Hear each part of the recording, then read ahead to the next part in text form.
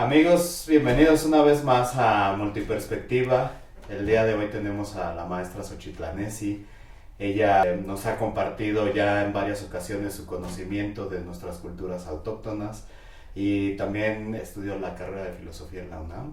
Así es. Un gusto tenerte aquí, Xochitlanesi. Primero me gustaría preguntarte cómo fue que empezaste con tus estudios sobre nuestras culturas autóctonas de México. Tlazocamachililia y Catehuatzin, Tlazocamachililia y Canochtin. Gracias a ti por invitarme, gracias a ustedes por recibirme ahí en su casa. Es un verdadero honor estar aquí esta tarde con ustedes y en lo poco que yo pueda expresarles mi conocimiento, que por lo demás es bastante humilde, ya que hay conocimientos mucho más espectaculares y de mayor envergadura y de mucho mayor impacto, pues aquí estoy para compartirlo. Es un gusto tenerte.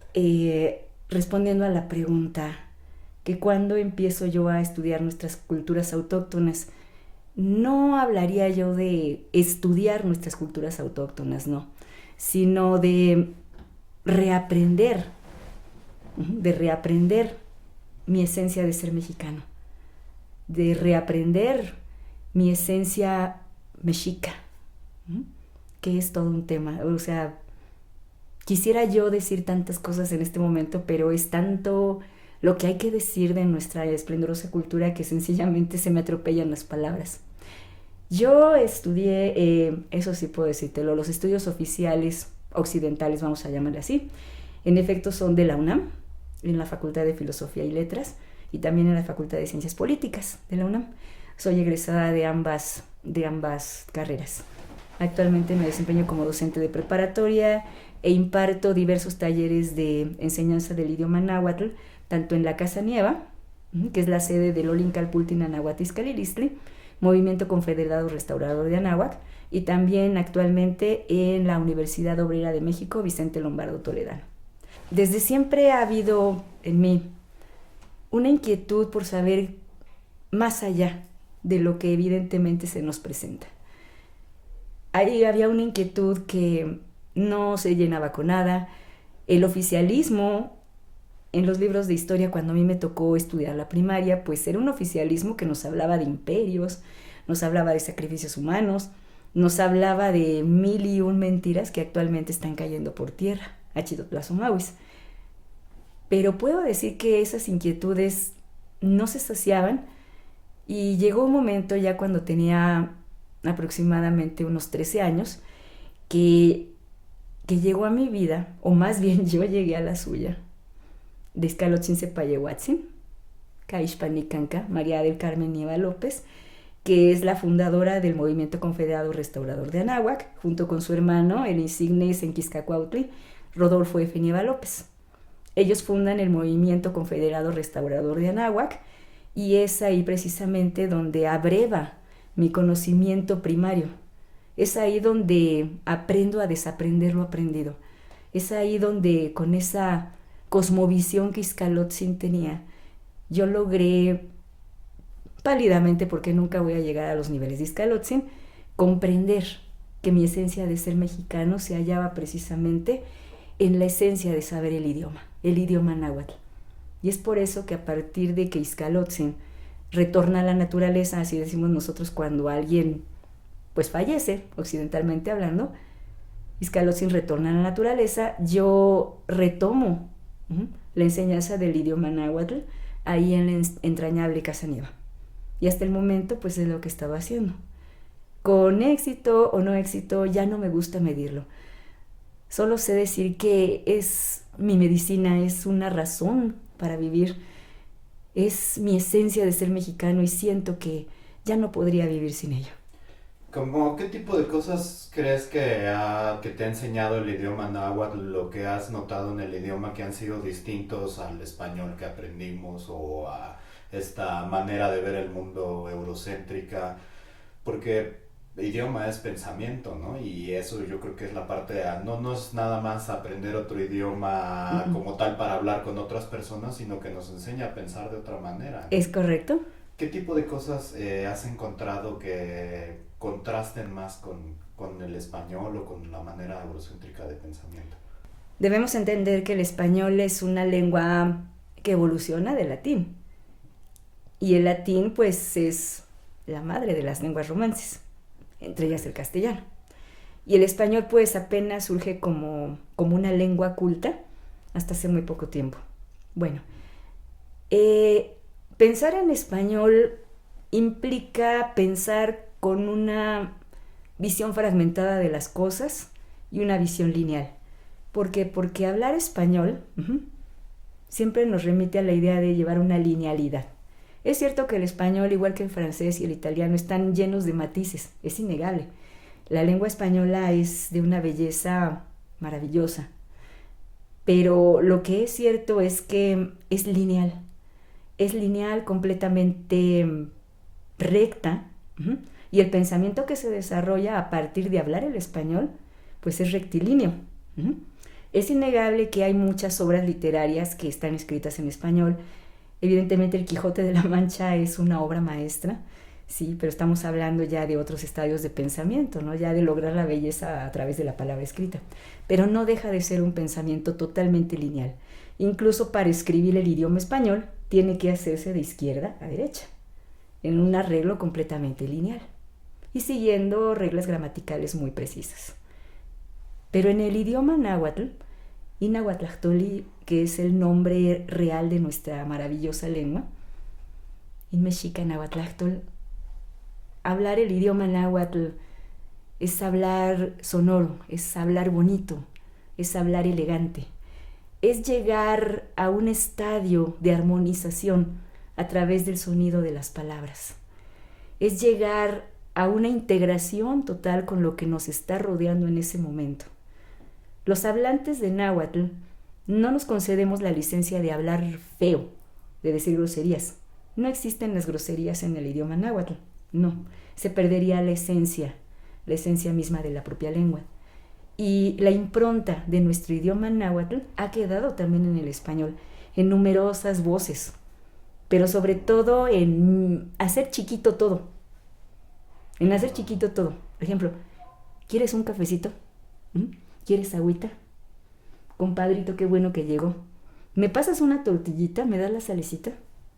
Esto para el pensamiento occidental es chocante, ¿no? Es chocante porque dicen, ¿por qué se minimizan tanto? ¿Que no pueden hablar bien? ¿Por qué todo lo hacen pequeño? Porque de esta manera, y si tú te fijas, es más bonito que te digan, ¿cómo estás? Qué bueno que viniste, pásale. ¿No te tomas un refresquito? ¿No quieres una agüita? A decir, pásate, ahorita te atiendo. O sea, es una cordialidad tan fría que no te invita a sentirte bien. El idioma náhuatl, al igual que todos los demás idiomas autóctonos de Anáhuac, de Xachilan, Atlantican. Cuando digo Atlantican y Xachilan me refiero a América, es el verdadero nombre de América. Tienen una sonoridad tal que logran esa integración de la mente humana, del quehacer humano, de las actividades humanas con lo que está rodeando. ¿Por qué? Porque las lenguas autóctonas surgen precisamente de los sonidos, de los murmullos, de los conceptos que pueden extraer a partir de una realidad dada y llegar a estadios de pensamiento totalmente insospechados. Todo a partir del sonido. Es por eso que cuando yo empiezo a hablar el idioma náhuatl, siento que ya no puedo dejar de hablarlo. Incluso ya me cuesta mucho expresar mi pensamiento a partir solo del español, porque hay categorías, conceptos, vibraciones en idioma náhuatl que no pueden ser expresados ya en español. Eso es. Fíjate que el otro día me preguntaba una persona si consideraba que nuestras culturas autóctonas eran menos avanzadas tecnológicamente que el donde estamos ahorita en la modernidad, ¿no? Y se me hizo una pregunta interesante, le dije, bueno, es claro que en la modernidad seguro tenemos un montón de aparatos y cosas que no se les hubieran nunca ocurrido y que tenemos más tecnología en videojuegos o no sé, N cosas, ¿no? Pero estoy también muy convencido de que ellos, como pensaban diferente, estaban mucho más avanzados en aquello que les importaba, ¿no? Tan sencillo, por ejemplo, como el paso del tiempo, que es de las cosas que a mí siempre me han llamado mucho la atención. Es correcto. nosotros modernamente ni siquiera vemos el día, ¿no? Pienso que le tenemos que dar 2 vueltas al reloj en vez de que en el reloj veamos el paso del día completo, ¿no? Ujú. Y asimismo contamos los meses irregularmente y en realidad no tenemos ya ni idea de los planetas ni de sus posiciones. Entonces, cuando menos en un aspecto de astrología y ni se diga de arqueoastronomía y cosas por Es el estilo, correcto. de alinear rayos del sol con edificios completos, es claro que tenían una tecnología mucho más avanzada en esas cosas, pero me gustaría preguntar tu opinión de cómo crees que sería ese viaje al pasado si pudiéramos regresar a ver, no sé, por ejemplo, la opulencia de los mexicas o de las culturas del centro de nuestro país. ¿Qué tipo de cosmovisión tenían? ¿Qué crees tú que eran las cosas más importantes para ellos? Ay, hijo, son tantas cosas las que me preguntas y tan poco lo que la vieja puede decir, fíjate nada más. Me hablas tú de avances tecnológicos y dicen, pues la gente moderna ya no puede vivir sin su celular, ya no puede vivir sin el teléfono, ya no puede vivir sin nada de estos maravillosos avances que la tecnología nos trae. De hecho, pues me gusta vivir en esta época porque es una época en la cual pues yo estoy sobreviviendo gracias precisamente a los avances tecnológicos. Mi cuerpo es demasiado frágil y definitivamente en otro tiempo pues habría fallecido inmediatamente. ¿De acuerdo? Pero la situación es que tecnológicamente todas las culturas tienen su momento y su desarrollo propio. Todo tiene su momento y tiene su espacio. Y no Huancahuetl, el movimiento y el tiempo. Eso de decir que estamos más avanzados ahora y que antes eran pues menos avanzados que nosotros, o que antes los nuestros eran más avanzados y nosotros menos avanzados, nos coloca en una perspectiva de comparación.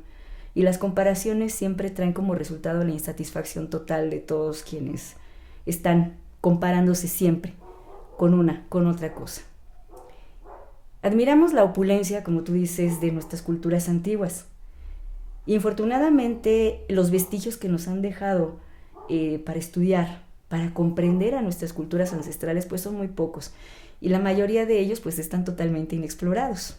No sé cuántas áreas arqueológicas tenga catalogada Celina, pero algo que sí te puedo decir, y es el principio básico que rige la construcción de estas ciudades sagradas tan opulentas, es el siguiente: lo que es arriba es abajo. Todas las ciudades sagradas tienen ese arreglo. Se ubican ya sea en conformidad y equilibrio con algún astro, con algún fenómeno meteorológico, con algún fenómeno cósmico. ¿Por qué? Porque evidentemente lo que se trabaja aquí al establecer una ciudad, no es nada más establecer un centro de población que aproveche los recursos del lugar, no. Se trata de establecer una relación directa de las personas que llegan allá a habitar con el entorno, participar del entorno, no violentar el entorno. ¿Sí? Esa es la forma en que se construye en Anáhuac y se ubican las ciudades. Tecnológicamente sí te puedo decir que es cierto que no teníamos teléfonos celulares, en efecto tampoco teníamos televisión y tampoco teníamos radio ni nada de lo que existe hoy para la comunicación, pero en ese sentido la gente se comunicaba más a nivel mental, a nivel del corazón. Voy a ponerte un ejemplo que todavía se sigue practicando allá en la península de Yucatán. Es una leyenda que se llama el cantarito del amor.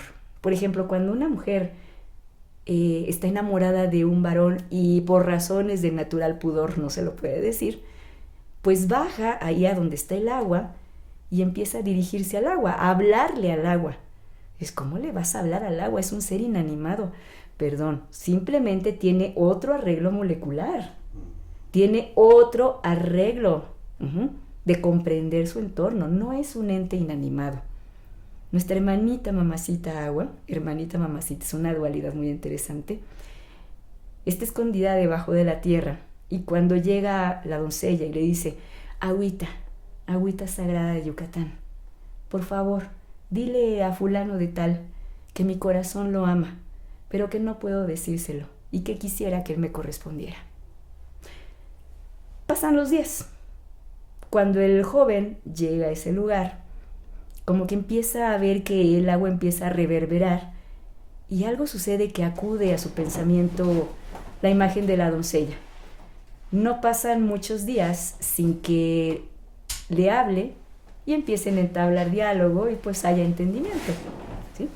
Eso es algo que todavía se practica ahí en la península de Yucatán por algunas comunidades mayas. La comunicación se hacía también, y esto es una realidad también a partir de la vibración del pensamiento. No podemos decir que las ideas no tengan un peso cuántico.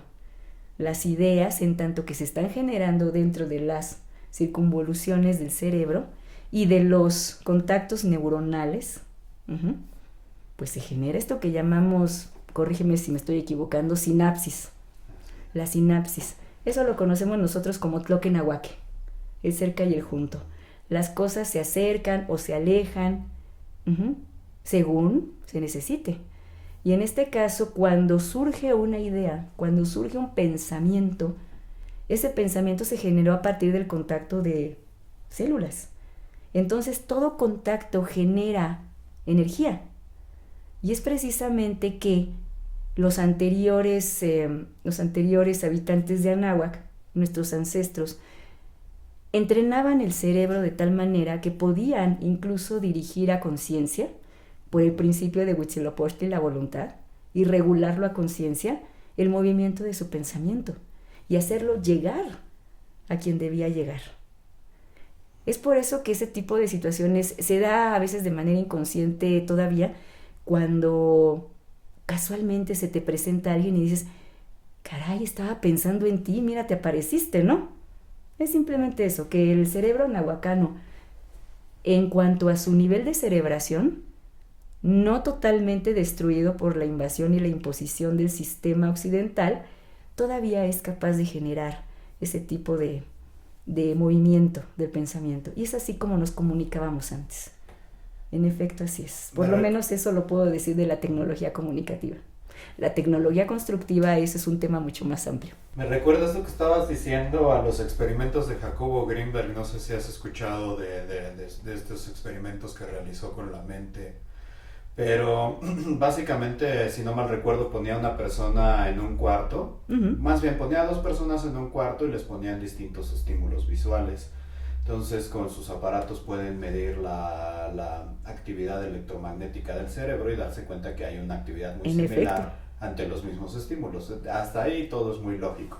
Pero lo que es muy interesante es que de pronto pasan a una de esas personas a otro cuarto y solo están estimulando a la persona en un cuarto y se dan cuenta que al medir la actividad electromagnética del cerebro, la otra persona está interconectada, aunque no está recibiendo los mismos estímulos. Es correcto. Y él hablaba de la teoría sintérgica, o bueno, si no mal recuerdo, lo que él habla es que la mente interacciona con el campo sintérgico que está en todos lados, que es el nombre que él le da, pero que eso permitía que una mente pudiera realmente convivir con otra, ¿no? Es correcto. Y pues hablando de tecnología, es como que ahora queremos llegar por el lado del crear un aparato electrónico que haga algo, cuando tal vez biológicamente nosotros tenemos una capacidad diferente, ¿no? Yo creo que había mucho avance en esto de conocimiento interno, ¿no? Es correcto. Incluso, bueno, ya estamos hablando de cosas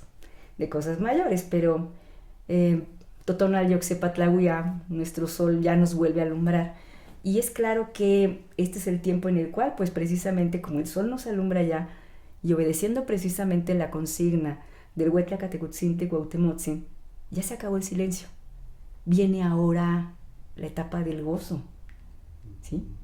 Es algo tan complejo, hijo, lo que sucedió ese 13 de agosto de 1521, cuando nos obligaron a guardar silencio. Fíjate qué tremendo, ¿no? Guardar silencio. Y después esperar el momento preciso para que el sol nos vuelva a alumbrar. Eso te puedo decir que ocurrió hace muy poco tiempo. Sí, pero si me pongo a hablar de eso no vamos a acabar nunca, sí. Hijo. Lo que se realizaba aquí por un linaje muy escogido, porque aquí en Anáhuac, y sobre todo los mexica, nahuaca, azteca y xachilanca, todo eso, hijo, o sea, la gente que construye Tenochtitlan, alrededor del lugar más poderoso de la tierra, sabe y tiene el conocimiento de muchas lunas con respecto de lo que es el conocimiento que se armoniza con la tierra. El conocimiento de Anáhuac no es otra cosa más que la vibración de la tierra en expresión humana. Y es por eso que en Anáhuac había linajes muy específicos cuando se trataba de hacer determinados trabajos. Me voy a referir específicamente al de la comunicación. Sí. Cuando estuve contigo ahí dando la conferencia acerca del códice de la Moshli, Tohualmuhuanchan, mal llamado Tira de la Peregrinación, ¿te acuerdas que cuando llegamos a la parte donde está el cerro de Chapultepetl, ahí se encuentra un chapulín descomunal? Sí, enorme, del tamaño del cerro. Sí, entonces, pues la gente que está oficialmente ahí haciendo historia te dice, es que ese es el cerro del Chapulín. Bueno, pero ¿sabes qué? Que chapulines hay en todos lados, o sea, no necesariamente tiene que estar ahí un chapulín. No, es que es el cerro del Chapulín porque tiene forma de chapulín. Yo no le veo forma de chapulín por ningún lado. El idioma te da la clave para entender precisamente a nivel toponímico el trabajo que se realiza en determinados lugares. Retomando a Chapultepetl, fíjate bien. Un chapulín hace un ruido muy especial. ¿Cómo lo logra? A partir de frotar sus patitas contra su cuerpo. ¿Por qué? Porque su cuerpo está cubierto de su esqueleto. ¿Cómo le llaman esto? Exoesqueleto. Bueno, entonces, él está creando el sonido a partir de su propia interioridad. Cuando un chapulín, cuando un grillo está cantando, bueno, es un decir que está emitiendo sonido, pues lo puedes escuchar, no sé, incluso hasta 20 metros, ¿no? Así de grande es la forma, ¿no?, en que ellos producen sonido, pero jamás lo vas a ubicar. Difícilmente lo puedes encontrar. Entonces, ese trabajo, el trabajo de los que saltan, el trabajo del chapulín, era el que se realizaba precisamente ahí en Chapultepetl. Actualmente ya sabemos que ese lugar es el lugar más sagrado de la Anáhuac. No es el más poderoso, pero es el más sagrado de la Anáhuac porque ahí se encuentra la entrada del Zincalco. Actualmente el Zincalco está completamente sellado. No sé si para bien o para mal, pero ya se encuentra completamente sellado. Y en la cima del Chapultepetl podíamos tener acceso a un tiro que bajaba de la cima del cerro hasta la base misma y se interconectaba con lo que era la cueva de Zincalco. Don Porfirio pues se encargó de modificar todo eso, ¿de acuerdo?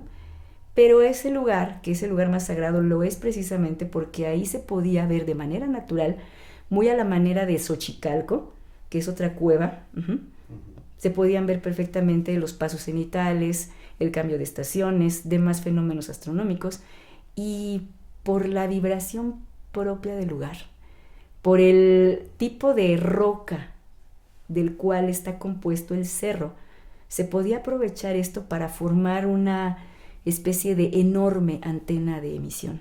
Como resonancia, ¿no? Resonancia-emisión. En efecto, así es. Por eso, cuando tú ves en el códice, en el Amoxtli Tohualmuhuanchan, al cerro de Chapultepetl, el atributo encima del chapulín es descomunal. Es precisamente por la importancia del lugar y del trabajo que se realiza ahí. Solamente gente escogida iba ahí. Solamente gente escogida podía subir ahí. Ahí había un vestigio. Cuando llegan los españoles, lo dedican a San Miguel, curiosamente bajo el auspicio de una entidad militar. Una entidad militar es el jefe de las milicias celestiales. Y en efecto, ahí no vive nadie. Si tú te fijas, las colonias cercanas que son San Miguel Chapultepec, el asentamiento de Atlacuihuayan o Tacubaya, están relativamente lejos del lugar, pero no están poblando el cerro. La propia vibración del cerro rechaza que exista centros de población ahí. Se construye este lugar ya en el virreinato. Posteriormente lo adecúa Maximiliano, después fue residencia presidencial y actualmente es un museo. Sin embargo, pues mucho de la vibración energética del lugar está completamente aplanada por el castillo que está construido ahí. En efecto, pues ya el trabajo difícilmente se puede realizar, pero también es cierto que es imposible vivir a las faldas de ese cerro. Oye, la vibración es muy fuerte. ¿crees que este tipo de tecnología probablemente también haya sido en pirámides o cosas así? Indiscutiblemente. Porque realmente es una de las grandes preguntas como de ¿para qué sirvieron las pirámides? ¿Cuál es tu opinión? Indiscutiblemente sí. Las formas constructivas de Anáhuac, estamos hablando ya de arquitectura monumental, son 3. La más pequeña es el Tzacuali, el lugar que está cercado o confinado. El único ejemplo que quedó vivo de esto y que quedó prácticamente intacto lo tenemos ahí en el vestigio de Hécatl, ahí en la estación de Pino Suárez. Sí. Ahí se tiene que hacer de forma circular porque ese es el límite de la ciudad y es donde da vuelta el aire. Cuando te dicen ¿hasta dónde vives? Pues hasta donde da vuelta el aire, ¿no? Si yo estoy ubicando ahí al límite de mi ciudad es porque estoy aprovechando las corrientes de aire Ejecatl para nutrir mi inteligencia. Ejecatl, el viento, es también una advocación de lo que conocemos como Quetzalcóatl, que no es un dios. Es la personificación de la inteligencia sabiduría. ¿Y cuál es el alimento de la inteligencia sabiduría? El aire. El aire. El saber respirar. El saber llevar aire y oxigenar mi cuerpo. Entonces, este trabajo que se realizaba en la Tzacuali, nada más era realizado por gente muy, muy escogida, ya de pensamientos mayores. Eso por un lado, ese es el Tzacuali, para que la gente ahí vaya y medite. No cualquier persona, no, solo gente escogida. Posteriormente viene, en tamaño y en utilidad, el Teocalli. El Teocalli es un punto de reunión en el cual la gente de un calpulli o de algún centro poblacional que esté dentro de una jurisdicción más grande acude a realizar sus actos de culto. ¿Sí? Armonizar simplemente con la naturaleza. Pero cuando ya estamos hablando de arquitectura monumental, funcional, yo le llamo así, estamos hablando del Hueteocalli. Y el Hueteocalli se tiene que construir precisamente donde la vibración energética esté fluyendo de tal manera que pueda hacer un efecto de ascensión, descenso, de captación, distribución. Todos los lugares de Anáhuac que tienen arquitectura monumental, todas las ciudades sagradas que tienen este tipo de Hueteocalli y que son unas moles tremendas, como por ejemplo la de Teotihuacán, que es la que está más explorada, una enorme que es la de Cholula, que no está descubierta a su 100%. Dicen que han encontrado una también tremendamente grande ahí en la selva yucateca. Evidentemente sí son recintos que cumplen con un propósito específico, como te digo, de captación, distribución de la vibración energética del cosmos. Propiamente se ha encontrado, y esto es muy interesante, esto lo vi en una conferencia a la que fui con un investigador español que se ha abocado mucho a estudiar la vibración de la pirámide, ¿qué estoy diciendo? La vibración de la Hueteocalli de Teotihuacán. Y me dice que la vibración es fortísima, pero también me dice que han encontrado que esta monumental Teocalli está cubierta con obsidiana y también con mica. Está cubierta con mica. ¿Para qué? O sea, la mica evidentemente es un material que te resiste mucho, incluso emanaciones radioactivas. Es un aislante. Es un aislante. Además, si no mal recuerdo, la mica se produce más bien hacia el sur. Es correcto, imagínate la cantidad de mica que debieron traer y de dónde la debieron traer para recubrir a esta monumental Teocalli. Pero hay algo que no tienen todas las Teocalli, de Anáhuac, no las tienen, tampoco de Izachila no las tienen. Y es precisamente que no tienen enfrente al lugar más poderoso de la tierra. Se piensa que el Hueteocalli es el edificio más importante de lo que fue el recinto sagrado de Tenochtitlan, ¿sí? Por las dimensiones del lugar, porque iba teniendo etapas constructivas, que iban sobreponiéndose y que le dieron una altura de casi 35 metros. Debió ser maravilloso verlo, ¿verdad? Pero no es el edificio más importante, no. De hecho, está respondiendo a la necesidad de ser un marcador cósmico para trabajar directamente con el que sí es el edificio más importante y que es el Tezcatlipoca Teopancalco. ¿Cuál es el Tezcatlipoca Teopancalco? Es el mal llamado edificio o templo de Hécatl, que es muy curioso porque tiene una forma circular y también al mismo tiempo incorpora formas cuadradas. Pero tiene un techo que remata el recinto que es completamente vegetal. ¿Por qué? Porque la energía que sale de ahí, no tengo palabras para poder decirlo. Lo que resguarda el Tezcatlipoca Teopancalco realmente es el Mexico, no el ombligo de la luna, no, el ombligo lunar. Ahí se resguarda la conexión directa que existe entre nuestro planeta y nuestro satélite. No puede haber más de 2 ombligos, ¿por qué? Porque sería ilógico. Los seres humanos, que somos una réplica en pequeño de nuestra mamacita Tierra, solamente tenemos un ombligo. Y dado pues que somos la cumbre del proceso evolutivo, pues precisamente estamos replicando en nuestra propia forma corpórea, en nuestro arreglo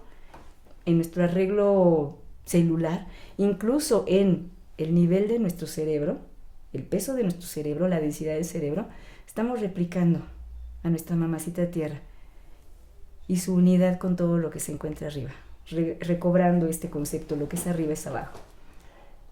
Cuando hablamos del Tezcatlipoca Teopancalco, la traducción aproximada sería el venerable recinto de Tezcatlipoca, y hablar de Tezcatlipoca es otro tema.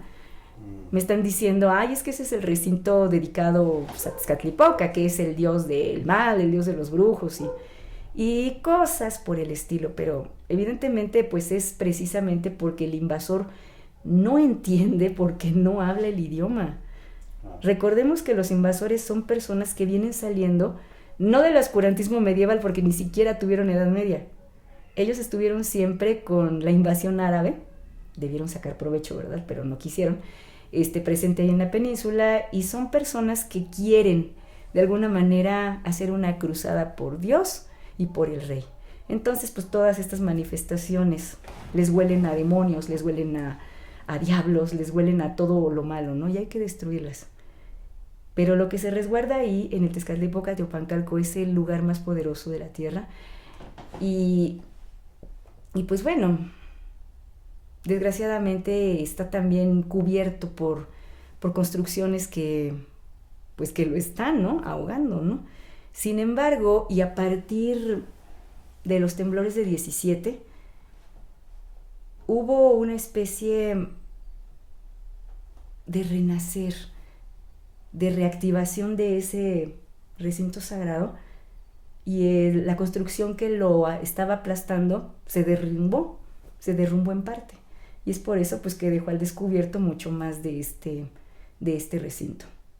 Actualmente pues el lugar está bajo resguardo del INAH. Se pretendió construir ahí un hotel, pero pues obviamente cuando hay vestigios arqueológicos no se puede construir sobre ellos. El tema es que van a hacer una ventana arqueológica y eso es totalmente insuficiente. Es insuficiente por una razón importante. Le falta el regulador al Tezcatlipoca Teopancalco. Le falta el regulador. ¿Cómo regulador? Lo que estaba dentro del Tezcatlipoca Teopancalco, pues es una piedra que tú conoces muy bien, y es la mal llamada piedra de Tizoc. La mal llamada piedra de Tizoc, que incluso podemos ver ahí en el Museo Nacional de Antropología e Historia, que tiene en su interior, en el mero centro, tiene una oquedad, y luego tiene una canaleta hecha totalmente a propósito, sí, y no por los nuestros, porque se ve que fue totalmente violentada la roca que ya estaba labrada. Era lo que se encontraba ahí. En efecto, si tú te fijas en esta piedra de Tizoc, y que dicen que ahí se realizaba el sacrificio gladiatorio y que ahí amarraban a los guerreros para que se mataran entre ellos y mil cosas más. O sea, no sé qué mente calenturienta pensó esto, pero no es así. O sea, ahí no hay posibilidad de amarrar a nadie. Y decían que esa canaleta que le hicieron, a propósito, que es para que escurriera la sangre de los sacrificados. O sea, yo no me imagino la cantidad de sangre que debió derramar alguien para que se escurriera por ahí, ¿no? Ni la cantidad de sacrificados que en este caso pudieran aplacar la ira del poderoso dios Sol. No, no es tal. Esa piedra contenía al regulador. Esa piedra contenía precisamente al regulador que hacía que la energía, que el fluido energético del mechico, del ombligo lunar, se distribuyera de manera armónica y se aprovechara mejor. Y sobre todo que nivelara precisamente los ritmos terrestres. Tú sabes que la luna está en total y completa unidad con la Tierra y le regula muchos de sus procesos vitales, entre ellos el agua, ¿de acuerdo? Pues entonces, el ombligo lunar, pues cuando tenía este regulador, teníamos por eso una ciudad sagrada, una ciudad que en menos de 200 años pues llegó a ser lo que actualmente nos platican las cartas de relación, ¿no? Y Bernal Díaz del Castillo. Pero volviendo a la piedra, si tú te fijas, y yo quiero que seas un poquito curioso en eso, observa bien a la piedra, vela por todos sus ángulos y te vas a dar cuenta que la roca está incluso como aplastada, está incluso como completamente aplastada, como si se hubiera fundido en algún momento y hubiera quedado así. Los patrones de labranza de la piedra se mueven completamente con el movimiento del aplastamiento o de la fundición de la roca, ¿sí? No están hechos sobre una roca que no esté regularmente hecha. Si no tuviera ese aplastamiento, la roca sería perfectamente circular, pero no lo es. En algún momento esa roca se fundió, se aplastó precisamente por contener el fluido energético tan impresionante que se generaba ahí. Y en efecto, pues sí, la piedra está completamente aplastada de uno de sus lados. Ojalá quienes nos están viendo pues vayan y observen ese detalle y vean que pues realmente esto es verdad, ¿sí? Hay una roca que es similar, pero esa se guardaba dentro del Calmecac, que es otro lugar muy interesante que también es de distribución, captación de la energía vital. Pero de eso a lo mejor hablamos después. Pues es que vaya que es todo un campo de tecnología realmente desconocido del cual apenas vamos tratando de dilucidar algo, pero otra cosa que se me hace muy interesante también es la gran diferencia de la propaganda que recibimos como educación, digo, porque es normal que cuando un imperio quiere ir y abalanzarse sobre los recursos naturales de algún lugar, pues no dicen las cosas como son. Claro Suelen decir, no. En este lugar hay maldad, hay un dictador, o son satánicos, o bueno, ha sido la misma historia, la podemos seguir viendo hoy en día con las intervenciones, ¿no? Entonces es importante ver que eso que nos dijeron, que había un montón de sacrificios, que 8,000 sacrificados, que tenían toboganes para la sangre, ¿no? Y cosas así, que obviamente estas cosas no es educación, es propaganda, ¿no? En efecto. Y que además lo comparan, yo creo que pues con la cosmovisión que ellos tenían de mundo, ¿no? Porque nos llegan unos españoles fanáticos y que dicen, los mexicas o todos estos pueblos son unos fanáticos. Por Santiago y Sierra España. Sí. Y nos llegaron unos españoles que hacen sacrificios humanos por su Dios, ¿no? Así sabemos que la Inquisición española fue lo peor y de eso mismo nos acusan, ¿no? Pero ¿tú qué opinas de todo este asunto de los sacrificios? Eso, por ejemplo, un tema muy polémico, ¿no? Es correcto. Obviamente está súper exagerado. Es correcto. Pero también hay una costumbre aparente en algunas zonas de hacer ciertos tipos de sacrificios rituales. ¿Qué opinas tú? ¿Sí fue, no fue? ¿Cuál era la posible visión de esto? La cuestión del sacrificio humano ya es una necedad seguir sustentando semejantes teorías porque no tienen ningún sustento lógico. En efecto, porque no conocen el idioma, o sea, volvemos a lo mismo, no se conoce el idioma. El idioma náhuatl está lleno de muchas metáforas, entre ellas la idea del sacrificio ritual. Por ejemplo, hay un pasaje dedicado de un canto de Huitzilopochtli que dice que Huitzilopochtli beba su propia sangre y coma su propia carne, ¿no? Pero pues obviamente no estamos hablando de una situación de antropofagia, ¿no? Se trata más bien precisamente de un estado de conciencia bastante elevado en el cual es tan elevado el pensamiento y la intensidad con que se desarrolla que uno siente que se devora a sí mismo, ¿no? Se te quema la tlatema. Tlatema es algo que se está tatemando, algo se quema. Por eso a la cabeza se le dice la tatema. Cuando se habla de sacrificio ritual, se tiene que entender esto a partir de las metáforas del idioma náhuatl. Me dirán, pues Tlanesi, es que sabes que aparecen muchas escenas en las cuales pues hay gente que se está inmolando, ¿no? Y hay muchos códices en los cuales también ves gente que se está sacrificando, ¿de acuerdo? ¿Y quién te dice a ti que esas situaciones nada más son una cuestión de metáfora? O sea, una persona en sus 5 sentidos, a menos que esté muy mal de la cabeza, pues se hace ese tipo de inmolaciones, ¿de acuerdo? Es simplemente una cuestión metafórica, eso es sacrificio. Pero anda por ahí un video en YouTube que sería muy interesante que lo viésemos, tal vez los espectadores pues ya lo habrán visto, en que se demuestra que los sacrificios humanos como tal son prácticamente imposibles, tal como nos lo relata, ¿sí? Sí, el discurso oficial. Creo, ¿no? En efecto, o sea, el discurso oficial me dice que les abrían el pecho con un cuchillo de obsidiana y que sacaban el corazón todavía palpitante y lo ofrecían al sol. Digo, si para una operación a corazón abierto tengo que abrir esta parte, la parte del tórax, con diferentes separadores y llegar al corazón, pues es imposible que yo llegue a él, abra la caja torácica con un movimiento del cuchillo de obsidiana porque lo voy a romper. Es más fácil que se rompa el cuchillo de obsidiana. ¿Por qué? Por su estructura vidriosa.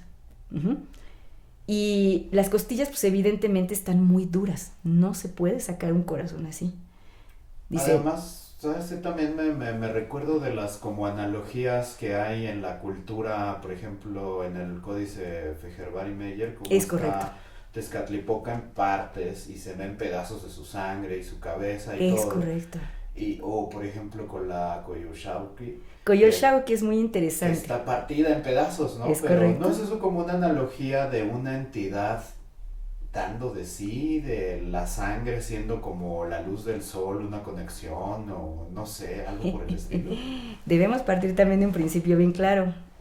No hay dioses en Anáhuac, son fuerzas naturales personificadas para el mejor entendimiento de los fenómenos naturales y cósmicos.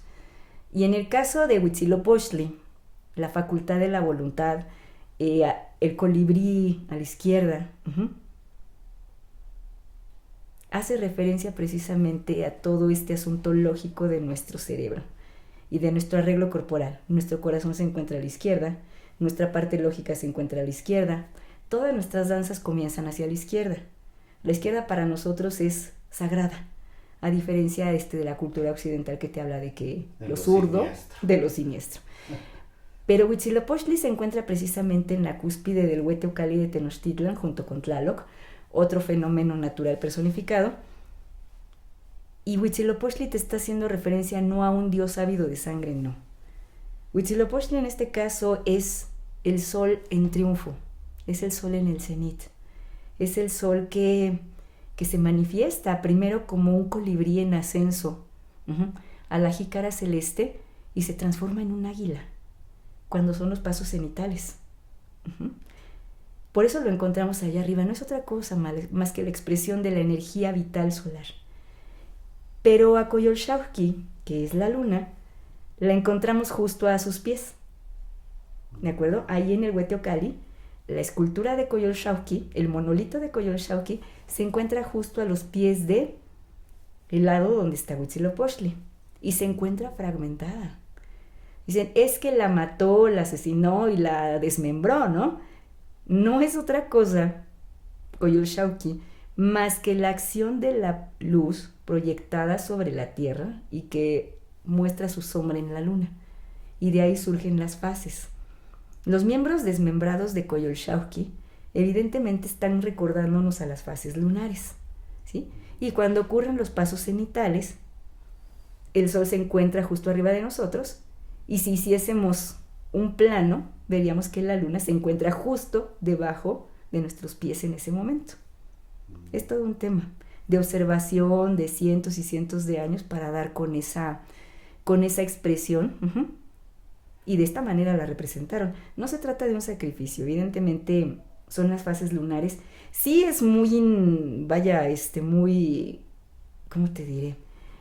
Intimidante ver una mujer desmembrada ahí, ¿no? Y de ahí te van a decir las feministas, es que estos malditos machistas mataban a las mujeres.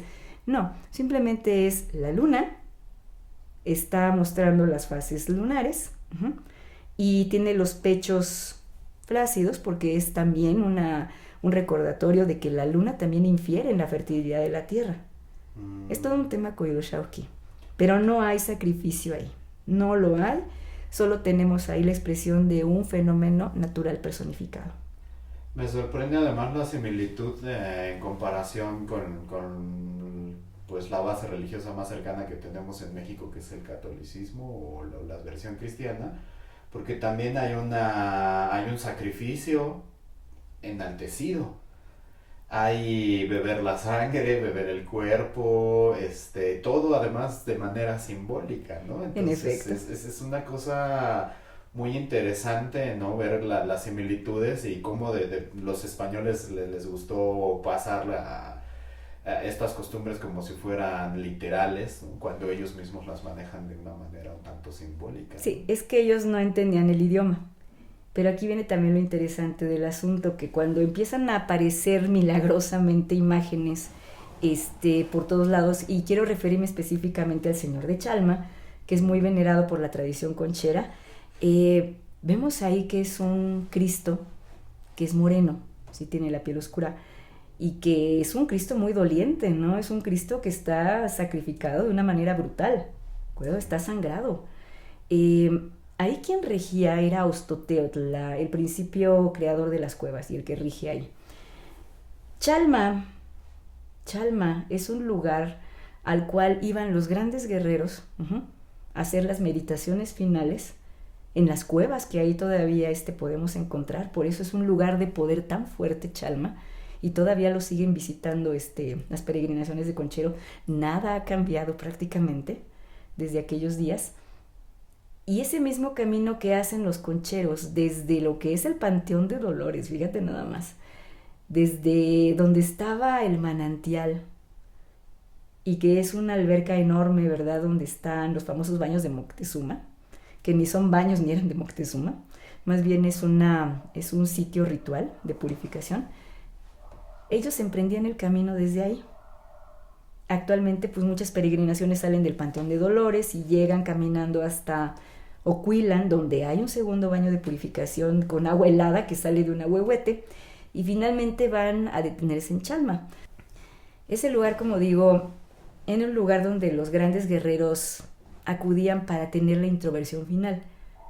Pero la culminación de ese camino del guerrero, como yo le llamo, está en la vecina Malinalco. La vecina Malinalco, y ahí es donde precisamente los grandes Yautecas, no me gusta decirle guerreros, los grandes Yautecatl terminaban su preparación. Y pues eran unos superhombres, ¿no? Y supermujeres, porque también aquí no estábamos exentos de que hubiera mujeres que se dedicaran a la cuestión militar. Cuando llega la invasión, y pues obviamente hay una urgencia tremenda por acabar, ¿no?, con la antigua creencia e imponer el catolicismo, yo no dudo que muchos frailes, porque los que llegan son personas ya que tienen cierto conocimiento, no los primeros que llegaron, que pues prácticamente arrasaron con todo, se dieron cuenta de que bueno, pues tenemos que de alguna manera hacer que nuestra fe termine venciendo a la antigua fe. Y es por eso que nuestro Señor de Chalma, yo lo creo por fe, porque también soy católica, debo decirlo, soy católica, convencida y practicante, y también soy de la tradición conchera, nuestro señor de Chalma aparece ahí en una cueva donde se veneraba Ostoteotl, ¿no? Dicen, es el triunfo de Cristo sobre la idolatría. Pues nosotros seguimos viendo en nuestro señor de Chalma, seguimos viendo a un superhombre que ha sabido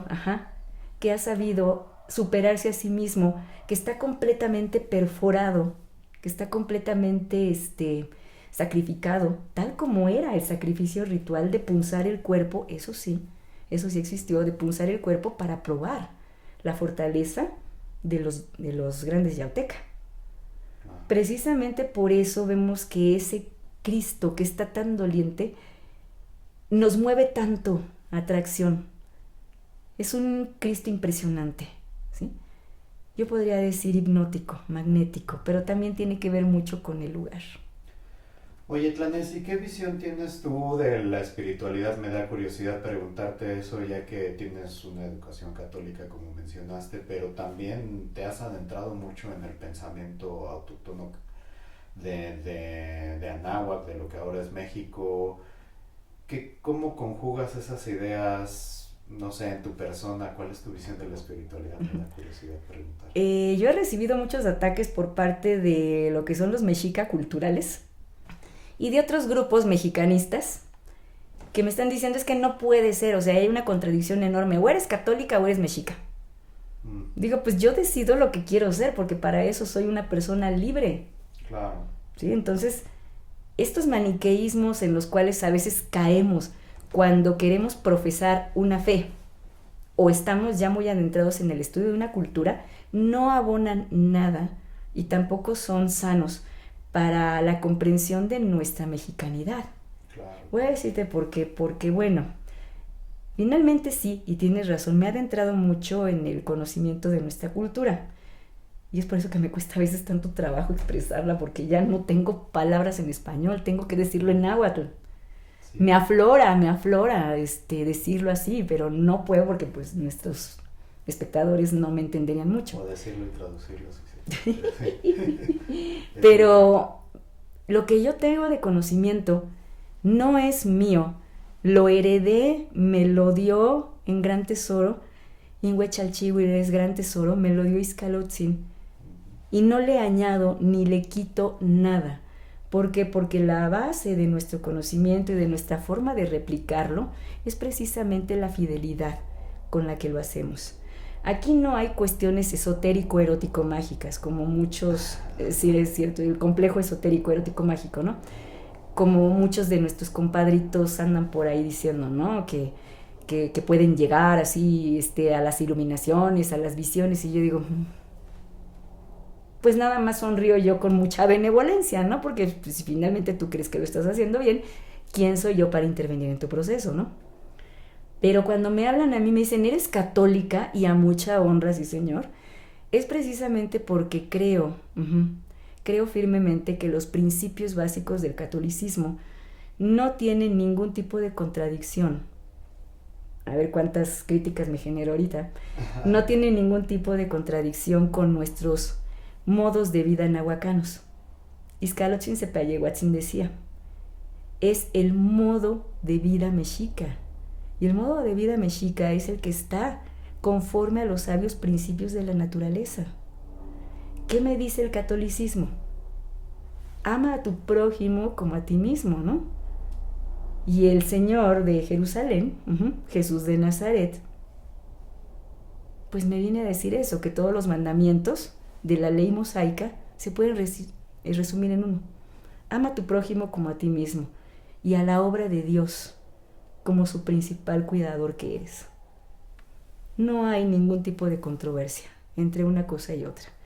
Eso de estar buscando pelea entre la visión católica y la visión mexica no nos lleva a ningún tipo de unidad. Quienes hemos llevado más a la callada toda esta tradición y de una manera muy armónica, muy silenciosa, si tú quieres, muy escondida, hemos sido los de la tradición conchera. Los de la tradición conchera, pues seguimos danzando en nuestros lugares sagrados, que ahora son lugares de adoración católica, pero seguimos haciendo exactamente lo mismo que hacíamos hace siglos.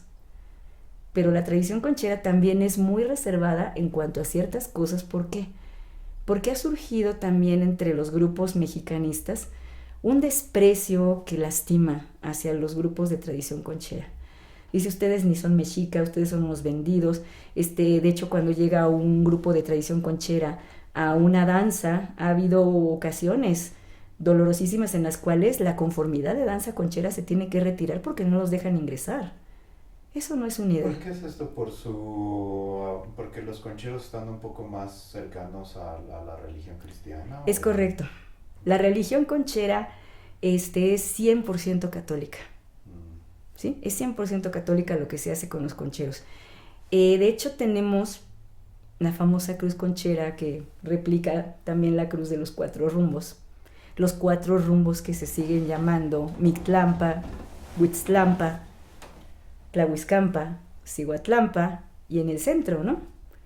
Y nada más les hemos dado, ahora un patronato con diferentes entidades católicas. Por ejemplo, en el norte se encuentra Tonantzin Guadalupe, que ya viene su festividad y es la más importante de la tradición conchera. Es la más importante porque se venera el rumbo del norte, el rumbo de la memoria, el rumbo de la vibración ancestral. Pero ¿tienes creencias mezcladas o por ejemplo crees que después de la muerte te vas al cielo católico con Dios de barba en la nube o crees más bien en la versión mexica igual de que hay varios lugares a donde ir o no sé, ¿cómo lo conjugas o tus creencias son más bien? Mis creencias son totalmente católicas y puedo decir que soy de las católicas de la línea dura, de las que les gusta escuchar la misa en latín, ¿sí? De hecho, soy muy reticente a los cambios dentro de la canonjía católica. Soy muy aferrada, tengo que confesarlo, queridos espectadores, soy muy aferrada a veces en cuestiones de dogma, ¿de acuerdo? Pero esto no quiere decir que no sea flexible con las cuestiones de la práctica. En el dogma soy totalmente inflexible. Sé que hay un Dios que se personificó en un hijo que se sacrificó por mí y que de esta manera borra mi pecado original y que gracias a eso, si yo tengo un comportamiento adecuado conforme a los sabios principios de la naturaleza, iré al cielo.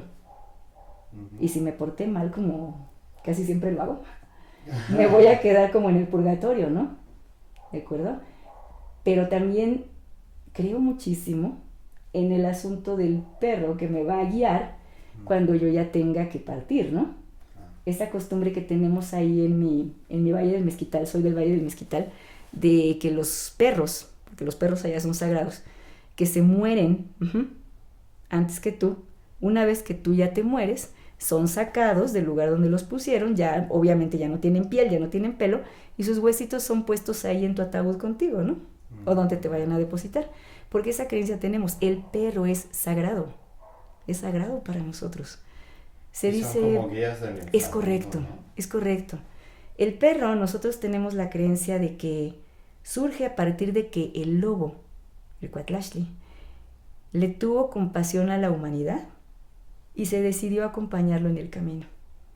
Cuando se decidió acompañarlo en su camino, le dio un corazón que no podía sentir odio, porque para acompañar a un ser humano es necesario un corazón limpio, carente totalmente de odio. Sí, para aguantarlos.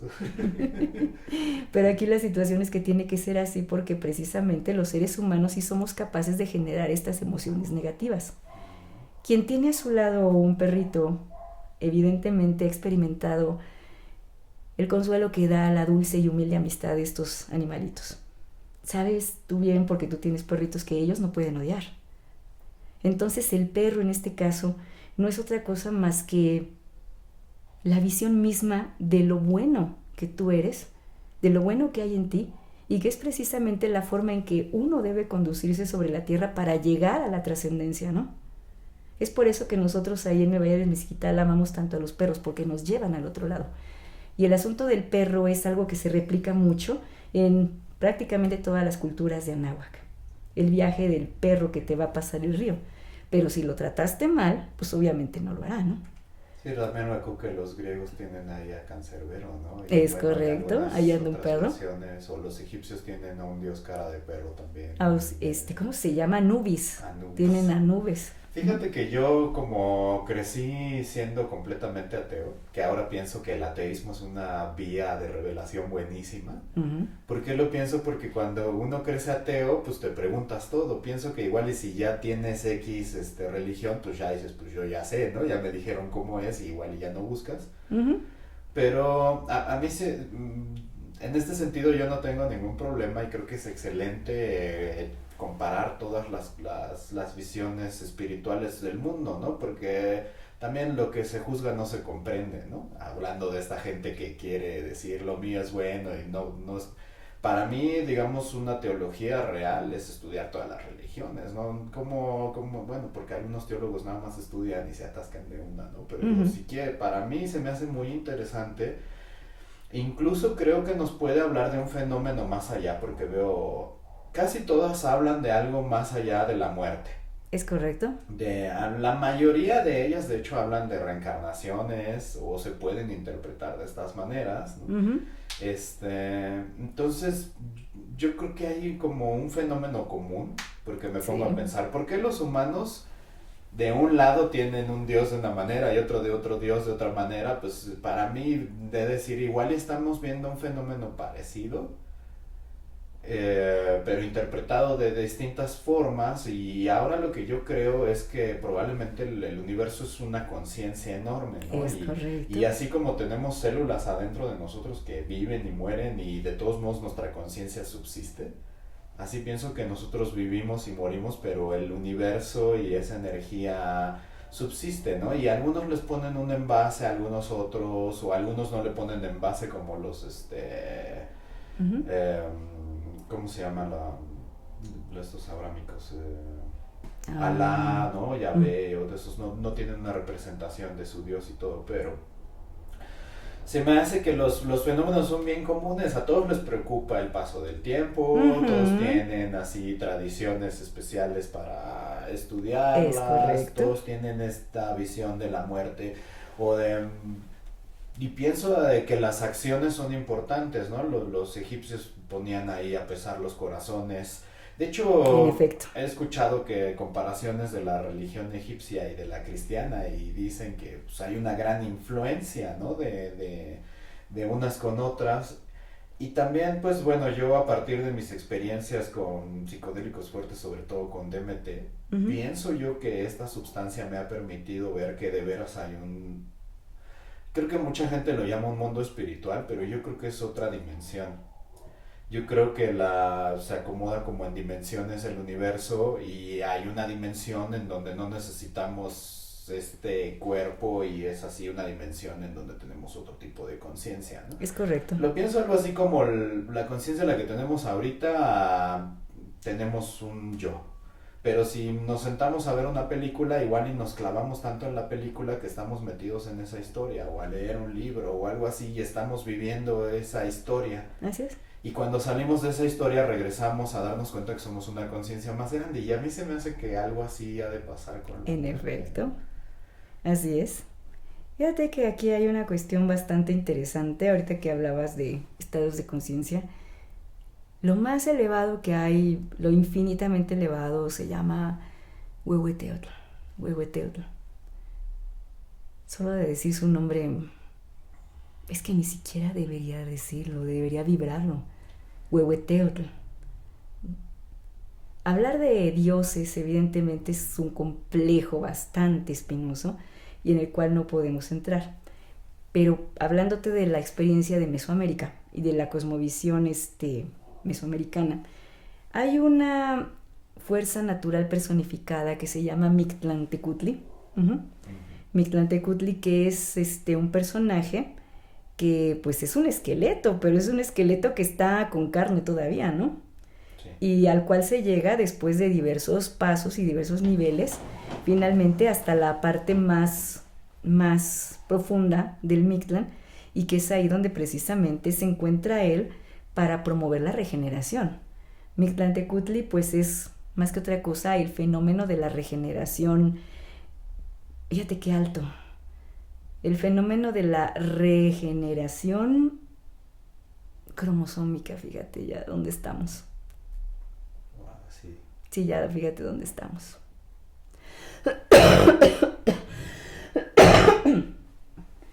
En el catolicismo no creemos en la cuestión de la reencarnación.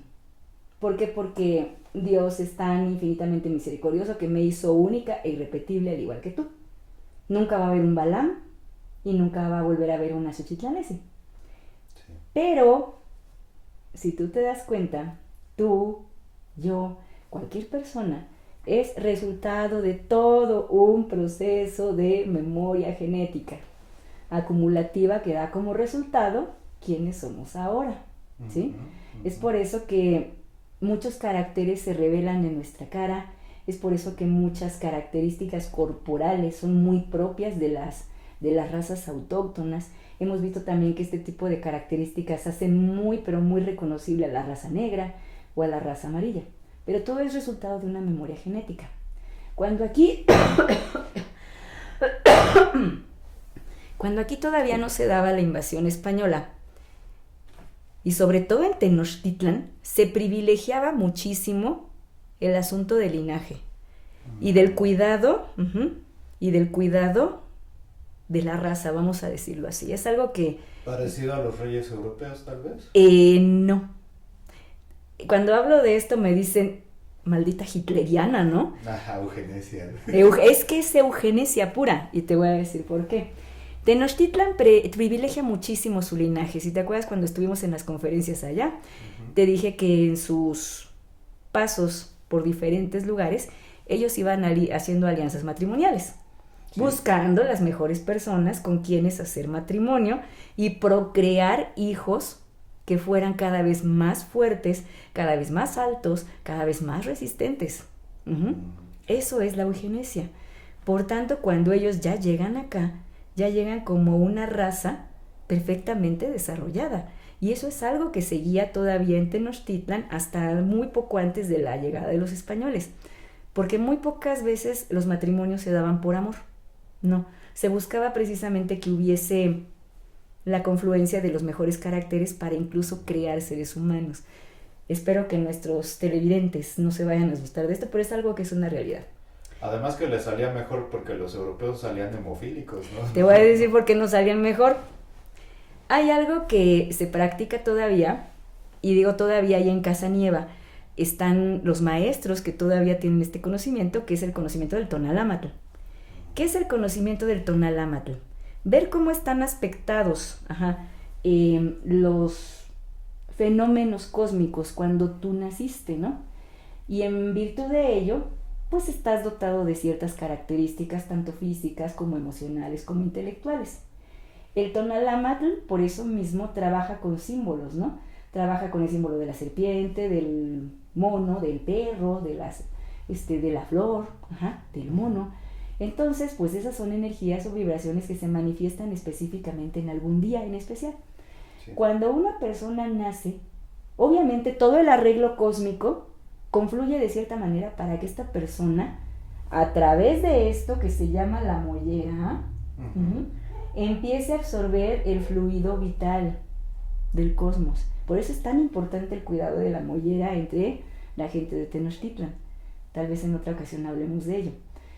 Pero incluso por eso mismo, la gente que tenía este conocimiento, los tonalpouhque, podían incluso decir, es bueno que fulano de tal se una con fulana de tal, para crear seres humanos que estén dotados específicamente de las características adecuadas para determinados quehaceres.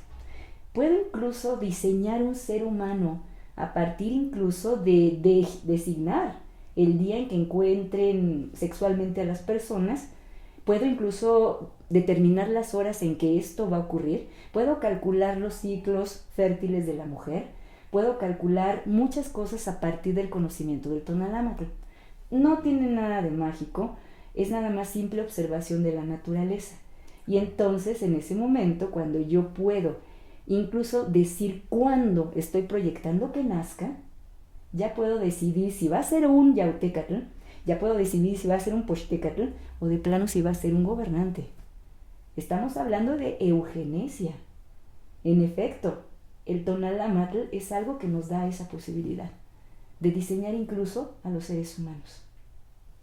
No tiene nada de mágico, sí mucho de polémico, ¿verdad? Porque, pues dices, ¿dónde dejas el amor, no? ¿Dónde dejas el cariño? El cariño Pero surge. bueno, también el amor, y eso es una invención más o menos moderna del mundo, ¿no? Pues surge a partir del trato cotidiano. De hecho, nosotros no tenemos un concepto de amor como tal, es tlazoj.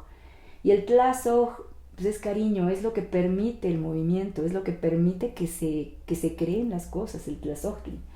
Pensaba que el amor romántico es lo que es más Eso bien no, una no creación había. moderna, porque en Es el correcto. mundo antiguo eso No. no era... No era correcto y además pues el amor romántico siempre ha sido algo muy disparatado y te trae nada más puros dolores, ¿no? Sí. No es la situación que prevalecía en Anáhuac, había un respeto hacia la mujer como no había en la cultura occidental. Dice, no es que eran muy machistas, mentira. Las culturas anahuacanas, las culturas presolares incaicas, la mapuche, son culturas completamente femeninas, que enaltecen a lo sagrado femenino. ¿Por qué? Porque es ella quien lleva el linaje, es ella quien lo porta. Y desde Ometeotl hay una deidad de él y ella, ¿no? Hay una comprensión. Una dualidad, ¿sí? Claro. Hay esa dualidad. Entonces, precisamente, somos producto de esa memoria genética. ¿Te acuerdas que decían las abuelitas, hija, búscate a alguien que mejore la raza? No, que le eche a perder, ¿no? Sí. Dice, ¿qué le ves a ese condenado chaparro? ¿Qué le ves? Actualmente sí hay algunas chicas que hacen unos matrimonios por conveniencia. Allá ellas. Pero esencialmente, pues imagínate cómo saldrán los hijos, ¿no? Sí, además que nuestra biología nos empuja, ¿no? Estas cosas de la atracción en realidad siguen siendo bases biológicas. En efecto. Pero fíjate que nuestra memoria genética ha permanecido hasta cierto punto salvaguardada de lo que es actualmente la degeneración propia de la raza. Y hablo de la raza humana en general. De todos aquellos que viven en lugares de imposición cultural occidental. ¿Por qué?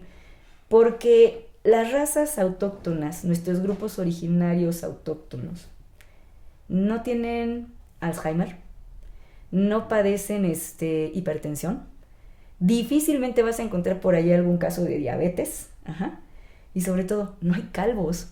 No comían azúcar, ¿no? No hay azúcar, prácticamente en las comunidades rurales muy alejadas, el consumo de azúcar es muy mínimo.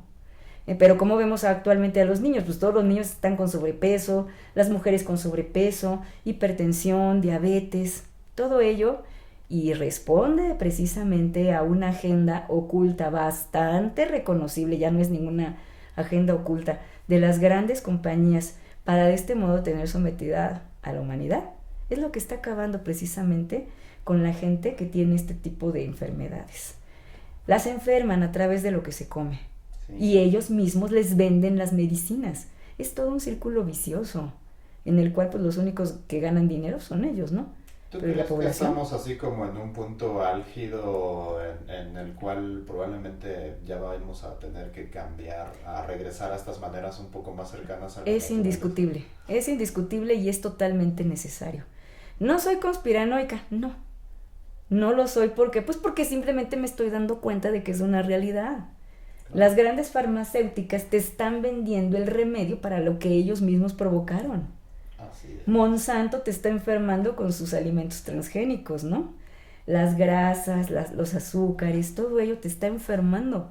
Entonces te venden 1001 medicinas y solamente ellos ganan.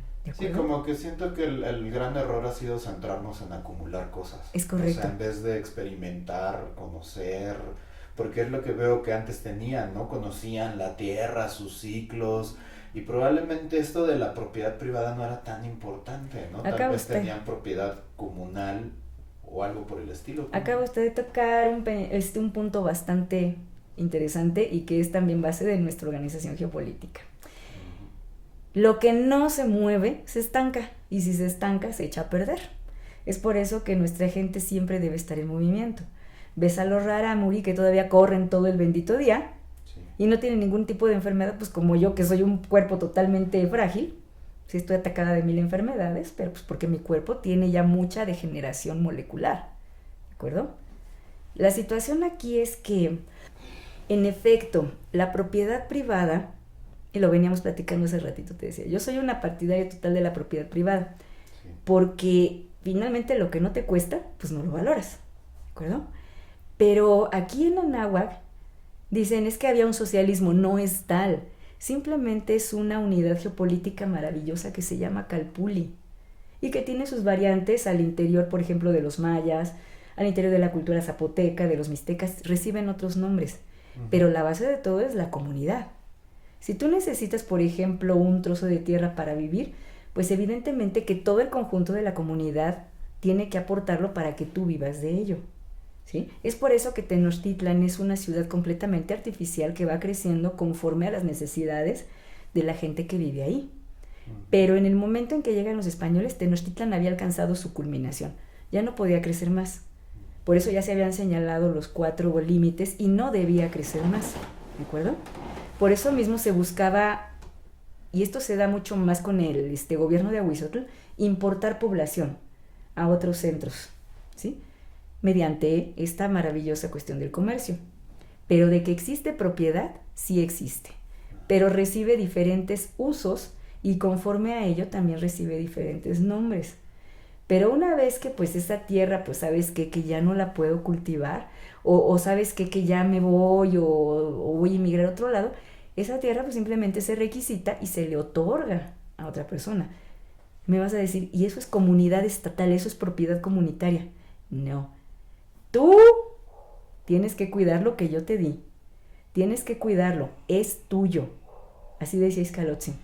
Esta es la tierrita. A ver qué haces con ella.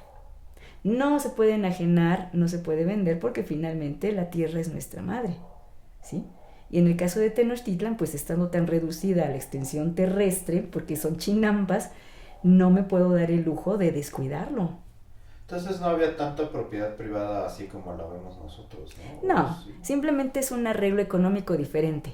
El error de muchos investigadores es tratar de adecuar las figuras que existen aquí en Anáhuac y en América, y en América y Xochitlan, a las categorías que ellos traen para poder analizar los fenómenos económicos. Pero cuando se dan cuenta que la realidad de esos fenómenos económicos de esta parte del mundo no puede analizarse a través de sus categorías, entonces es cuando entran en conflicto y te inventan cosas como socialismo en Anáhuac, incluso se habla del kibutz en Anáhuac, ¿sí? El kibutz, o sea que es una unidad geopolítica judía, y cosas por el estilo, pero no es tal. Yo siempre he pedido que cuando hablemos de Tenochtitlan nos refiramos a ella y a todos los demás señoríos, no me gusta decir señorío, les digamos Altépetl, que es su verdadero nombre. Altépetl. Ok. En efecto. Oye, ¿y qué opinas de esta propaganda que se nos ha dado de que eran unos guerreros y, por ejemplo, porque yo lo veo, a mí que me gustan mucho estos asuntos militares y artes marciales, que no se me hace nada lógico esta historia de que los mexicas fueran unos guerreros terribles y unos dominantes físicos por varias cosas, porque en primera digo, normalmente cuando hay guerra se tienen que poner murallas, ¿no? Es correcto. Porque hablando de esto de la acumulación y de la propiedad privada, pues como a los europeos les gustaba mucho esto de la acumulación y de quitarle a los otros sus cosas, pues iban y pues destruían un montón, ¿no? Es Entonces, correcto. ¿qué pasaba? Que en consecuencia pues se generan bardas grandes, defensas, sistemas y se crea Miedo. todo un sistema de pensamiento de guerra. Es correcto, sí. Y yo veo que en este sentido estamos en el lado contrario, porque yo veo Tenochtitlan y pienso así de, este es el mejor lugar para sitiarte y envenenarte el agua, porque ¿quién pone el agua de consumo afuera, no? Así de, aparte de que no tiene murallas y digamos, bueno, igual solo tiene 4 calzadas, ¿no? Exacto. Y el agua es como una muralla, pero obviamente militarmente es una tontería dejar tu agua de consumo afuera. Incluso yo no dudo que los españoles hayan ido a contaminar el agua y Lo con hicieron. eso hayan generado un montón, porque militarmente es lógico. Lo hicieron, sí. Es lógico. Y yo Me acuerdo de esta concepción de la guerra florida que, si no mal entiendo, era más bien como decir, ¿por qué no tú pones tu equipo contra mi equipo Es y usamos correcto. armas especiales para no matarnos y nos vemos a tal día en tal hora para no destruir nuestras ciudades? Xochillahoyotl, sí. Entonces casi casi lo veo como un torneo, una cosa medio deportiva, tal vez política, En efecto, pero no veo esta cosmovisión de guerra. ¿O no tú lo cómo es. lo interpretas? España, Europa, tienes razón, pues sus ciudades están completamente amuralladas. Y esto es porque necesitan defenderse de las agresiones externas. Hay miedo, hay Sí. miedo. ¿Sí? Decía Hobbes, Homo homini lupus, el hombre es el lobo del hombre, y pues aquí es la ley del más fuerte, ¿no? No, acá en Europa las guerras son de aniquilación, Sí. ¿sí? Antiguamente eran de aniquilación, de entre más se destruyeran ciudades, de entre más población se les muriera, se veía más reflejado el poderío de las naciones europeas unas sobre otras, ¿no? Y eran guerras completamente fratricidas, o sea, guerras horribles, ¿no? En la cual pues había gente despedazada, gente horriblemente mutilada, y pues es obvio porque pues es una cultura completamente distinta. Lo que aquí se practicaba en Anáhuac es muy similar a lo que se hace en la cultura oriental. Está muy vinculada a la cuestión del honor, del mahuisyotl. El mahuisyotl, el honor. Si tú te fijas aquí en las espadas que tenemos aquí, evidentemente pues sí son armas que son para asesinar, ¿no? Para hacer el mayor daño posible. Seduce de verlas, ¿eh? Seduce de verlas. Seduce verlas. Pero lo que tienes allá arriba, no recuerdo el nombre de esa arma que tienes allá arriba. La katana. Esa es una katana y creo que se utiliza por guerreros japoneses que practican esta cosa del kendo.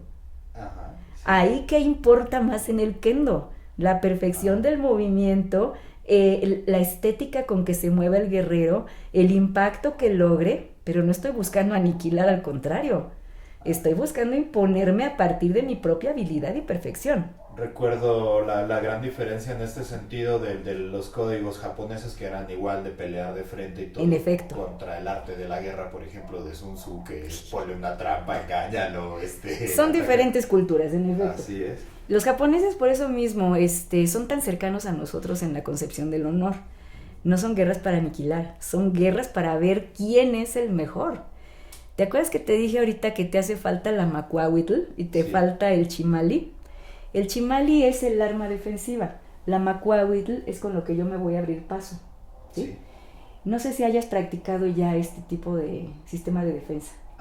Parecido con espadas, no con Mahuahuitl, Mm. pero debe ser similar, escudo, espada. Mientras yo Es con un la gran arma. espada tengo que llegar así para acabar contigo o darte el tajo así en la cabeza, ajá, yo con la macuahuitl lo que voy a buscar es anularte a partir de abrirme camino e inutilizarte las piernas. La macuahuitl, ajá, tiene en sus cantos, ajá, filos de obsidiana y muy afilados, ¿eh? Sí, sí, Si es me das con devastador. eso en las piernas, ya valí. Es dolorosísimo. No dudo que pueda hasta cortar una pierna. Sí corta, pero no mutila. Bueno, quién sabe qué fuerza le haya dado, ¿no? Pero no esas historias locas de que rebanaban a los contrarios, ¿no? Y que hasta en esta cochinada que se llama Azteca de Gary Jennings hay un pasaje donde nos dice el personaje A que le cortan las que le piernas, cortan las sí. piernas, es imposible, o sea, no es posible. Tal vez con una de estas ya mucha velocidad a lo mejor, pero con una macuahuitl no. La macuahuitl es un instrumento contundente y también es un instrumento cortante. Está diseñado para someter, no para aniquilar. El Ixcahuipili, que es precisamente la vestimenta tipo armadura flexible de algodón muy grueso, me permite flexibilidad, pero también me ofrece protección. Uh-huh. La flexibilidad en este caso es muy importante para yo esquivar los ataques de la macuahuitl, ¿no? No. Los guerreros, ¿no? Ay, otra vez guerreros. Los yauteca de Anáhuac y las yaucigua de Anáhuac están entrenados precisamente con algo que es muy reconocible por todos los que nos están escuchando, que es la danza. Es muy importante en la preparación de un yauteca, de una yaucíhuatl, la danza. ¿Por qué? Porque le da flexibilidad, le da certidumbre de sus movimientos, le da contundencia de los mismos. Claro. Si tú te fijas en algunas danzas como por ejemplo la danza de guerrero, es completamente un entrenamiento militar en forma. Oye, no lo puedo reproducir aquí ahorita pues porque no es el espacio ni el lugar, ¿no? Ahí buscamos una foto. Sí. Esta danza de guerrero tiene una vibración tal que incluso llega a nahualear, o sea, ya me estoy yendo a otros lados. Nahualearse significa entrar en contacto con tu nahuali. La danza, al igual que el canto, al igual que el movimiento, es algo que te lleva, como defensor que eres, como yauteca que eres, a un estadio superior. Son superhombres y son supermujeres quienes practican este arte. Por eso mismo van a consagrarse a Malinalco y hacen ese enorme camino que todavía hacen los concheros. Militares, ¿te acuerdas? Sí. Militares resguardando la tradición. En efecto, así es. Ahora lo que dices, de que no se te hace lógico pensar, y tienes razón, de que esta Tenochtitlan haya impuesto su hegemonía en Anáhuac a través del terror y a través de la imposición sangrienta de la que nos hablan investigadores como León Portilla, que acaba de transitar. Sí. Nos hablan de que se sometían a las poblaciones por el terror y los obligaban a pagar tributos.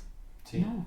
El poderío de Tenochtitlan está en las alianzas políticas y comerciales, y en ello participa una clase de personas muy especial que son los Poxteca, verdaderos negociantes y verdaderos diplomáticos. ¿Qué hacen entonces los Yauteca y los Yauziwa?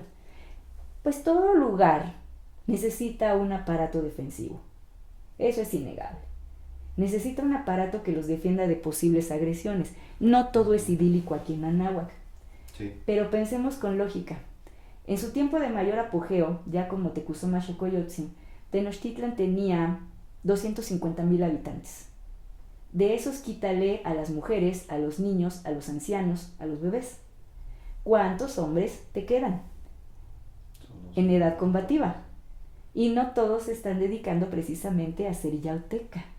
Están ocupados en hacer, no sé, agricultura, cestería, alfarería, están ocupados en miles de cosas. Claro. ¿Cómo voy a hacer que toda mi población masculina vaya y se dedique específicamente a eso? No es lógico. No es lógico. Además de otra cosa que no toman en cuenta los investigadores a sueldo, y ya sé que me los voy a echar encima. Pero es precisamente que señoríos más grandes como Azcapotzalco, como Xochimilco, como Chalco y el propio Culhuacán Texcoco nos hubieran dado en la torre. Porque tienen mucho mayor cantidad de habitantes, tienen mayores recursos, y lo que dijiste es muy cierto. ¿Cómo haces una ciudad en medio de un lago donde es completamente una locura ponerte ahí para que te cerquen, para que acaben contigo? Pero había honor. Tiene que haber acuerdo. Tiene que haber precisamente paz. Si yo estoy ahí en Tenochtitlan y ahí he fundado mi ciudad es porque necesito estar ahí en el Mexico, en el ombligo lunar. Esa es realmente la causa por la cual se funda la ciudad alrededor del Mexico. Ya después hablaremos de eso. Pero, ¿por qué precisamente durante los casi 200 años que oficialmente Tenochtitlan tuvo de existencia, de 1325 a 1521, que es cuando entregan la ciudad? O sea, ¿cuál es el fundamento lógico para pensar que una ciudad en menos de 200 años haya logrado la hegemonía que tuvo? Tuvo que ser algún modelo de alianzas. Y sabemos que la más importante es la Triple Alianza. Y está con los señoríos más fuertes. Nada tontos ellos. Entonces eso es realmente la base del poderío de Anáhuac. Recuerdo mucho los combates, guerras, porque eso sí fue una guerra abierta, que hubo entre Tlatelolco y entre Tenochtitlan. Tlatelolco es la ciudad gemela de Tenochtitlan. Pero nada más los divide una zanja. O sea, por Dios. Y la zanja se encuentra muy cerca de lo que actualmente conocemos como el Mercado Abelardo L. Rodríguez. Okay. Sí, entonces ya a partir de ahí y hacia el norte era la ciudad de Tlatelolco. Híjole, y aquí Tepito me va a adorar, yo sé que sí, porque verán que en este caso el nombre de su lugar nos remite precisamente a que siempre han sido autónomos, autosuficientes y autárquicos. Tecpitón quiere decir el pequeño lugar del mando, Tecpitón. Y es un lugar que está entre Tenochtitlan y Tlatelolco. No es un lugar que perteneciera ni jurisdiccionalmente a Tlatelolco ni a Tenochtitlan, pero era un lugar de confluencia de las diferentes rutas de comercio, pero también de los encuentros más fuertes entre Tenochcas y Tlatelolca. Sí, muy fuertes. Y se dice que se encontraban precisamente ahí, en donde actualmente se llama la Lagunilla, que se daban unos encontronazos tremendos que terminaban llenos de lodo. Y sí, había pues muchos heridos, evidentemente, había gente que perdía la nariz, ¿no? Un ojo. Pero pues una vez que ya caía el sol, ¿sabes qué? Adiós, mañana seguimos. Sí, era muy civilizado el conflicto realmente. Sí, pero eso de que hemos sido así como muy hechones es muy propio de Tenochtitlan, Tlatelolco y no se diga de Tecpitón. La gente de Tecpitón era famosa por lo aguerrido de la gente, o sea, eran muy aguerridos. De ahí me cae muy mal, perdón que lo diga, me cae muy mal Ahuizotl. Ahuizotl es un yautecas imponente, se dice que medía casi los 2 metros, muy corpulento, y que sí, en este caso sí tengo que decirlo, él sí tuvo que ir a someter a poblaciones que ya se estaban saliendo de las alianzas, era necesario. Si algo tenían los grandes Tlatohuani, era que respondían a necesidades muy propias del momento histórico que les tocó vivir cuando fueron electos. Y en el caso de Ahuizotl, precisamente, pues es un guerrero, ¿por qué? Porque necesitamos someter a las personas que se están saliendo del Huacal. El Soconusco, que siempre dio problemas.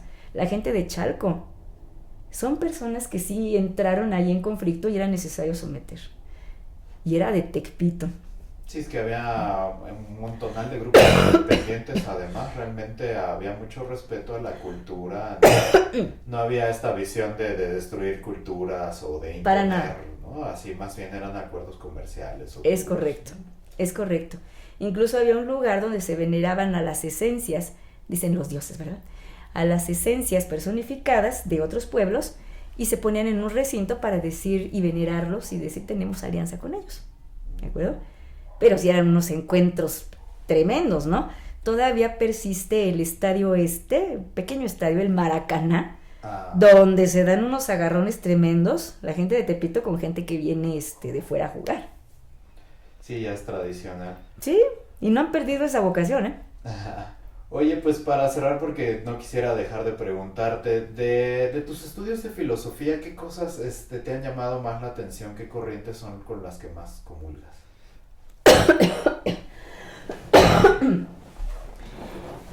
Ya te lo he comentado, yo soy una completa idealista. Sí creo que es la idea la que determina la materia. Mis compañeros materialistas, y es muy válido, dirán, no, es que la materia es la que determina las ideas. Bueno, pero si no hay quien piense las cosas y les dé una función y les otorgue un nombre y una utilidad, pues simplemente las cosas como tales tendrán una existencia física, pero no tendrán una presencia real. Lo que no se piensa simplemente no existe.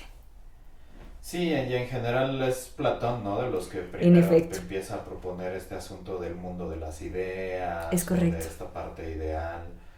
Y pues sí, es casi como otra dimensión, ¿no? En efecto. O alguna cosa por el estilo.